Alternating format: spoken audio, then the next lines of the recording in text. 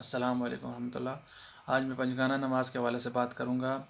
کیونکہ جو نمازیں 5 نمازیں ہم پر فرض کی گئی ہیں ان کے چھوڑنے کی وجہ سے انسان کو بہت زیادہ عذاب ہوگا آخرت میں۔ اس لیے نبی پاک نے فرمایا کہ نماز جو ہے وہ مومن اور مسلمان اور کافر کے درمیان فرق کرنے والی چیز ہے۔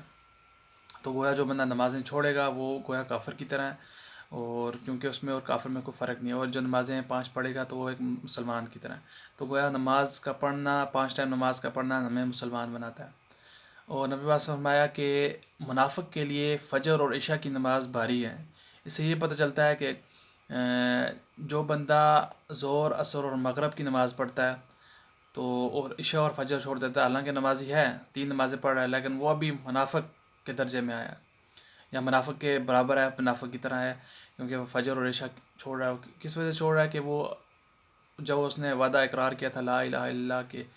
اللہ کے سوا کوئی معبود نہیں ہے، یہ ایک اقرار ہے، ایک وعدہ ہے، اور اس کی تصدیق ایسے ہے کہ آپ ہاں اس کا عمل کریں گے تو تب آپ تصدیق، عبادت کریں گے تو اس آپ کے کلمے کی تصدیق ہوگی۔ تو گویا جب بندہ فجر اور عشاء کا وقت آتا ہے، سستی ہوتی ہے اور وہ سستی اس کے اوپر غالب ہو جاتی ہے، گویا اس نے جو اقرار کیا تھا کہ جب جب اللہ کا بلاوا آئے گا نماز کے لیے، عبادت کے لیے، تو میں جاؤں گا، کیونکہ اللہ کے سوا کوئی معبود نہیں ہے، تو وہ اپنی نیند کو عزیز جانتا ہے اور جاتا نہیں، تو گویا اس نے ایک قسم کا منافقت کر دی، وہ اپنے عہد سے پھر گیا جو اس نے کہا تھا کہ اللہ کے سوا کوئی معبود نہیں ہے، یعنی کہ اللہ کو اس نے اپنا معبود مانا تھا۔ تو اس سے یہ پتہ چلتا ہے کہ نماز جو ہے وہ 2 نمازیں چھوڑنا جو ہے وہ ایک منافق کی طرح انسان بن جاتا ہے۔ اس لیے ہمیں 5 نمازوں کی طرف دھیان دینا چاہیے۔ اس کے بعد جو بات آتی ہے وہ یہ ہے کہ نبی پاک صلی اللہ علیہ وسلم سے اکثر بدعا کے سوال کیا کرتے تھے کہ اسلام کیا ہے، تو نبی پاک صلی اللہ علیہ وسلم کو فرماتے تھے کہ کلمہ طیبہ، نماز، روزہ، زکوٰۃ، حج، اگر آپ یہ 5 چیزیں کر لیں جو ایلیجیبل ہے، یا جو جس کے اوپر لگتی ہے، جیسا کہ ہمیں پتہ ہے زکوٰۃ اور حج جو ہے وہ صاحب استطاعت پر لگتی ہے، تو یہ 5 چیزیں جو کرے گا، جو صاحب استطاعت ہوگا اور پھر کرے گا، تو وہ گویا مسلمان ہے۔ تو یہ ایک بندہ جب کلمہ طیبہ، نماز، روزہ، زکوٰۃ، حج، یہ سب چیزیں کرتا ہے اور اس نے داڑھی رکھی ہوئی ہے اور یہ چیزیں، تو لوگ اس کو مولوی کا لیبل لگا دیتے ہیں، حالانکہ وہ ابھی مشکل سے مسلمان ہوا ہے، ایک بدو کے لیول کا اس کا ایمان ہے، مسلمان سے جسٹ۔ تو اس سے اوپر پھر کیا ہے؟ اس سے اوپر آتی ہے ایمان کی باری۔ ایمان نبی واسطے نے فرمایا کہ ایمان کی 70 شاخیں ہیں، اور ان میں سے سب سے ادنا شاخ ہے کہ رستے سے کوئی ایذا دینے والی چیز کو ہٹا دینا۔ تو اس سے یہ پتہ چلتا ہے کہ ایمان کے اندر زیادہ تر جو شاخیں ہیں وہ اخلاق سے تعلق رکھنے والی ہیں، اور عبادات جو ہیں وہ ایک مسلمان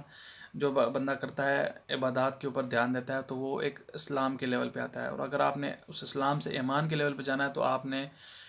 لوگوں کی، انسانیت کی بھلائی کرنی ہوگی، امت کی بھلائی کا سوچنا ہوگا، اور اس طرح کے عمل کرنے ہوں گے۔ اسی لیے حدیثوں میں آتا ہے کہ تم میں سے کوئی بھی اس وقت تک مومن نہیں ہو سکتا جب تک کہ وہ اپنے ہمسائے کے ساتھ اچھا نہیں ہے، جب تک کہ وہ اپنی بیوی کے ساتھ اچھا نہیں ہے، جب تک کہ وہ اپنے والدین کے ساتھ اچھا نہیں ہے، جب تک کہ وہ دوسرے مسلمانوں کے ساتھ اچھا نہیں ہے، جب تک کہ وہ اپنے بارے میں وہ سوچتا ہے جو دوسرے مسلمانوں کے بارے میں وہی سوچے۔ تو پھر جیسا کہ پھر کامل ایمان آتا ہے کہ تم میں سے اس وقت تک کامل ایمان والا نہیں ہو سکتا جب تک کہ نبی پاک کو اپنی جان سے زیادہ عزیز نہ سمجھے، اپنے والدین سے بھی زیادہ عزیز نہ سمجھے۔ اس طرح آپ کی جو یہ درجے ایمان کے پورے ہوتے ہیں تو آپ کامل ایمان کی طرف جاتے ہیں۔ اس سے اوپر کا جو درجہ آتا ہے وہ احسان کا آتا ہے۔ یہ ساری باتیں جو حدیث جبرائیل کے اندر بیان کی گئی ہیں، جس میں حضرت جبرائیل علیہ السلام نے ان تمام چیزوں کے بارے میں نبی پاک سے سوال دریافت فرمایا تھا، تو نبی پاک نے ان کے جواب دیے تھے اس طریقے سے۔ اور احسان جو ہوتا ہے وہ ایسے ہے کہ جیسے کہ آپ اللہ کو دیکھ رہے ہیں، اور جیسے کہ حدیث میں آتا ہے کہ تم نماز ایسے پڑھو جیسے اللہ کو دیکھ رہے ہو، اگر آپ وہ نہیں کر سکتے تو تم اس کا بندہ کریں کہ اللہ آپ کو دیکھ رہا ہے۔ تو گویا یہ احسان کا درجہ ہوا کہ آپ اللہ کو دیکھ، جب آپ اس کے بارے میں ایسے بھی حدیث ہے کہ جب ایک مومن احسان یا مسلمان احسان کے درجے میں پہنچتا ہے تو اللہ تعالیٰ اس کی آنکھیں بن جاتا ہے جسے وہ دیکھتا ہے، اس کے ہاتھ بن جاتے جسے وہ کام کرتا ہے، اس کے پاؤں بن جاتا ہے جس سے وہ چلتا ہے۔ تو اس سے جب نبی پاک نے یہ حدیث بیان فرمائی تو انہوں نے صحابہ نے پوچھا کہ اس کا کیا مطلب ہے؟ تو نبی پاک نے فرمایا کہ اس کا یہ مطلب ہے کہ اس کے تمام چیزیں، اعضاء وغیرہ، وہ اللہ کے کنٹرول میں آ جاتے ہیں، وہ دیکھتا وہی ہے جو اللہ چاہتا ہے، وہ کرتا وہی ہے جو اللہ تعالیٰ چاہتا ہے، جو چل کے وہیں پہ جاتا ہے، مسجد میں جاتا ہے یا اچھے کاموں کے لیے جاتا ہے جو اللہ چاہتا ہے۔ تو اس سے یہ احسان کا جو بندہ ہوتا ہے وہ بالکل اللہ کے کنٹرول میں ہوتا ہے، اور اللہ کی مرضی سے ہی چل رہا ہوتا ہے، اور اللہ کی محبت میں چل رہا ہوتا ہے، اور اللہ کے فرمان کے مطابق چل رہا ہوتا ہے۔ تو یہ سارے حدیث جبرائیل میں مینشن ہوا ہے، اور یہ ہمارے ایمان کے 5 درجے ہو گئے. ایک انسان کفر کے قریب قریب ہوتا ہے جب وہ بالکل ساری نمازیں چھوڑ دیتا ہے. نفاق میں ہوتا ہے جب وہ 2 نمازیں شروع اور آخر کی نماز چھوڑ دیتا ہے. پھر وہ 5 کی 5 پڑھتا ہے تو جا کے وہ بدو کے لیول کا مسلمان ہوتا ہے. اور اگر وہ اخلاق والے کام کرتا ہے، لوگوں کے ساتھ اچھائی کرتا ہے، راستے سے ایزا دینے والی چیز ہٹاتا ہے جو کہ ادنا ایمان کا درجہ ہے، تو وہ مومن مسلمان مومن کہلائے گا. اور اگر وہ اللہ سے اس قدر محبت کرے گا کہ جیسے وہ ہر وقت اللہ کو اپنے سامنے اپنے حاضر ناظر پاتا ہے، اپنے قریب پاتا ہے، تو وہ گویا احسان کا لیول آ گیا. تو یہ سارے ہمارے جو احسان کے درجے ہیں، اور اسی کے اندر نماز کی بھی بہت جو ہے وہ تاکید کی گئی ہے. اور اس میں ایک اور بات یہ ہے کہ اگر آپ نے اپنے ایمان کو بڑھانا ہے تو سب سے پہلے آپ کو مسلمانوں کے ساتھ اچھا سلوک کرنا پڑے گا، یعنی کہ آپ نے اخلاق اچھے بنانے پڑیں گے.